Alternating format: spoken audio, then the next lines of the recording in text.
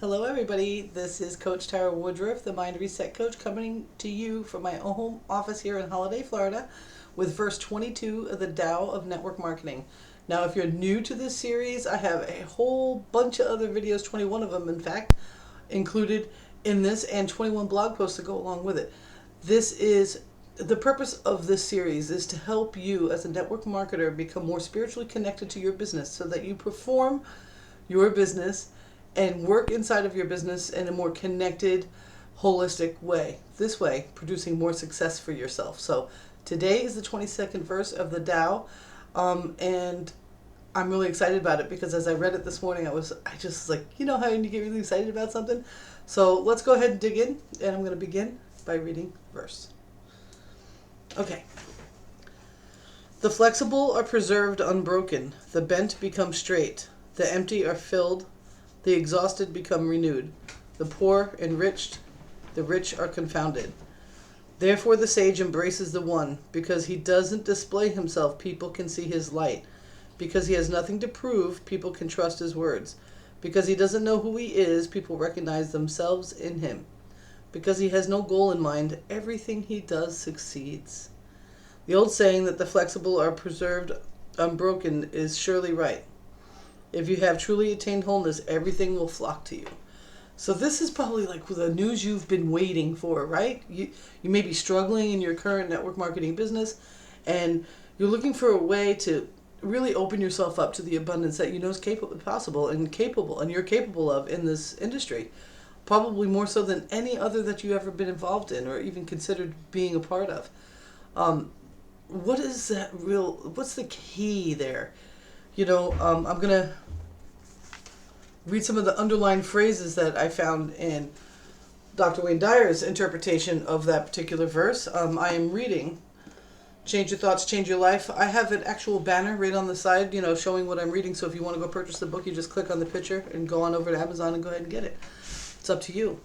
Because you're going to feel different. You're going to have your own additional knowledge to add to it. So go ahead and do that. Anyway, if you want abundance, knowledge, health, love, and all the other attributes that personify the Tao, you need to be receptive to them. You must be empty in order to become filled. Being empty in this sense means not being full of beliefs, possessions, or ego-driven ideas, but rather remaining open to all possibilities. I read a post today by my friend Hannah V, and there was a seminar in there. She had a video of Marie Sheldon teaching about her process, Love or Above. And I was so blown away because I'm thinking to myself, wow, that's what the Tao is teaching us. That's exactly what the Tao is teaching us. To be able to remove the ego from your belief system in anything will create an open space.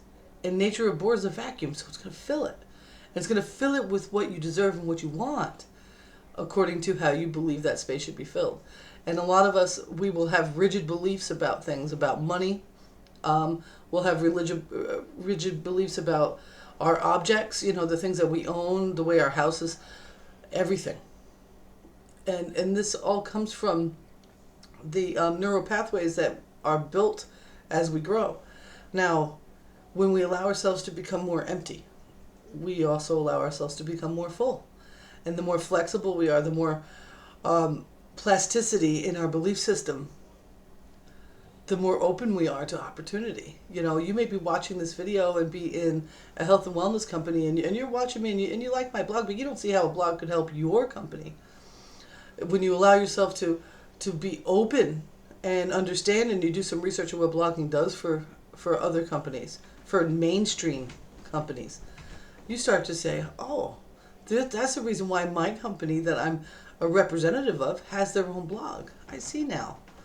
However, it's not really reflective of your business because your business encompasses all of you.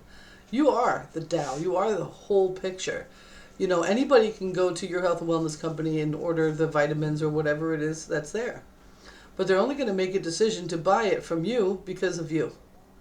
So, it's the company may be your offer, or the opportunity may be your offer that's inside the company that you're associated with, you're partnered with. But that's not really what people go and buy. You know, that's just not what people really go and buy. If there's an opportunity for somebody to buy something retail and they haven't made a connection with you, they'll just buy it from anybody. So in order to stand out, you must empty your mind of what you think needs to be done. You know, a lot of these network marketing companies, they drill into you a lot of very outdated marketing techniques, not necessarily evergreen techniques. You know, yes, there's a power to person. There's also a power to being able to really position and leverage your own personal value in order to attract more people into your business.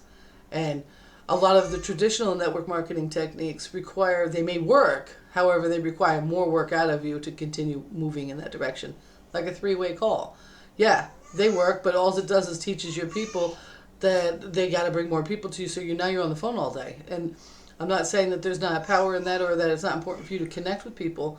However, it's important that they are able to you are attracting people to your business that are able to make the decision based on the information you've already presented to them and the value that you've already given to them.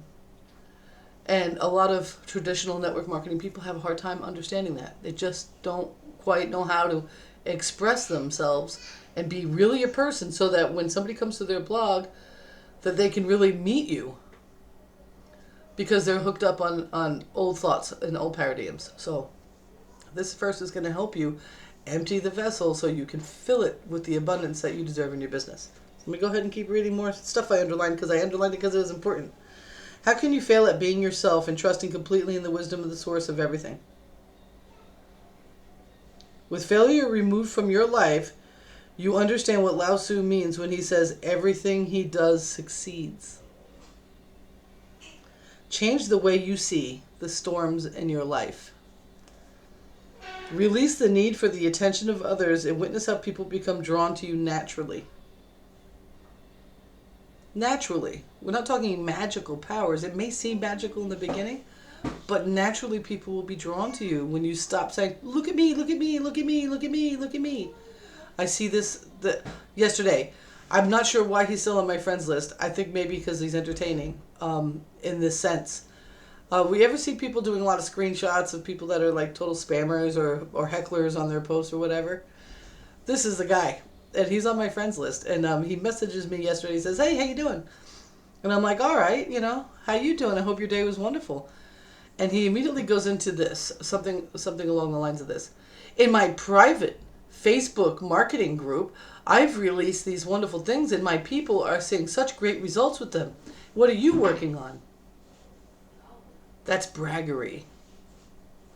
If anybody really, if I really saw value in being in your group, then you probably should have asked me, would you like to be in my group? I would have said no, because I see how he markets the rest of the day. I see what he does all day long. And what that seems to be is like, I was once told by somebody that you have to be able to pat yourself on the back a lot in this business, where people, especially in this business, where people won't pay attention to you. You know what? I don't have to brag to you about how awesome I am. I already know how awesome I am. And if you want to do business with me, you will. You will.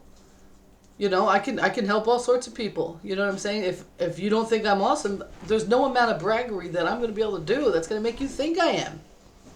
There's not enough screenshots of my back office. There's not enough, results from a solo ad. There's not enough any of that for me to convince you that I'm cool. That's not what I'm here for. I'm not here to convince anybody of that. I'm here to be me and live my life and enjoy my business and have abundance and reach out and change people's lives by raising myself and my vibration higher. When I start bragging, when I see these marketers that brag all day long, I don't like that. Do I want to celebrate other people's wins? Yes. When people start doing really well in my business and so forth, I like to talk about it. Sure. When I have a good day, I might tell you about it. I might have, like this week, I plan on having a really great week with my JV Zoo account. Maybe I'll show a screenshot, like, look what I did today. I didn't expect that, or whatever. Or I was blogging. I was busy blogging, and look what my blog brought in through my JV Zoo account. Right? So think about that.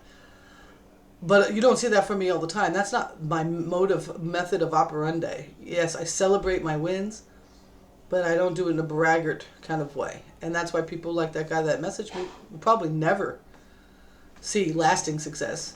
The kind of people that are attracted to braggery are they're weak.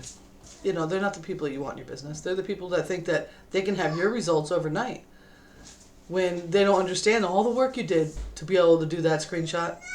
When they don't understand all the things that you did and all the struggles that you had and how many nights you went without heat or how many days you went without food to get there. And they're not willing to do that, pay that price. They're not. You know, so keep the braggery out and just allow people to see who you really are. Just like he says, because he doesn't know who he is, people can recognize themselves in him. Just relax. Okay, more underlinings. Stand strong and successful, capable of adjusting to the forces of nature.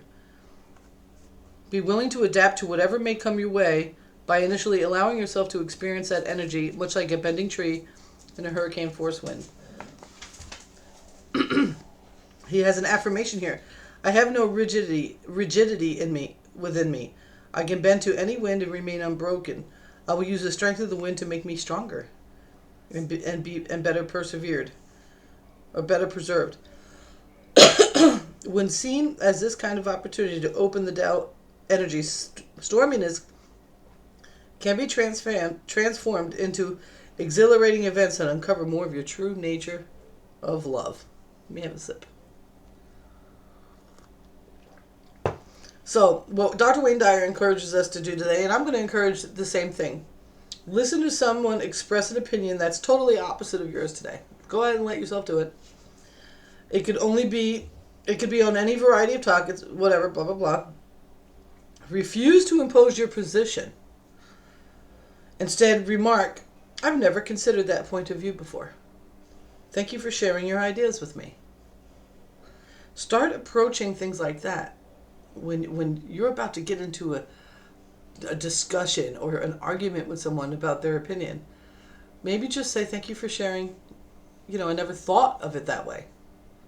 You'll find that you will be more open to learning new things and less resistant to them, less argumentative, less egotistical. You know, I practice this as much as I possibly can because I've always had very strong, and you should have strong opinions, don't get me wrong, but sometimes those strong opinions can close you down. So you want to open your mind and enjoy yourself and empty whatever is not necessary from yourself so you can fill it with the things that are. You know, when I say things like sell everything you don't need, I'm not talking about selling things that you don't love. You know what I'm saying? Don't ever resist if you love something because it's beautiful and you think it's awesome and it has this incredible significance to you. It marks a time in your life where you overcame something. You know, don't sell it just because you can't cook eggs in it. Keep it. Let it be a reminder. And when it no longer serves you as a reminder, or if it turns into something that reminds you of where you used to be, and it makes you feel bad, that's when you get rid of it. That's what I'm talking about, need. Okay? There's nothing wrong with having beautiful things. There's nothing wrong with having beautiful opinions. The only thing is when those things or those opinions become ego and get in the way of you expanding, that can be an issue. So I love you all very much. This is Coach Tara Woodruff, the Mind Reset Coach. Come on over to the blog post. I'm sure I'll be going on. You know, I have a lot more to say, but I don't want it to be a 50-minute video. And I thank you so much for watching the blog post. It will be at www.coachtarawoodruff.com. I'll see you over there. Peace.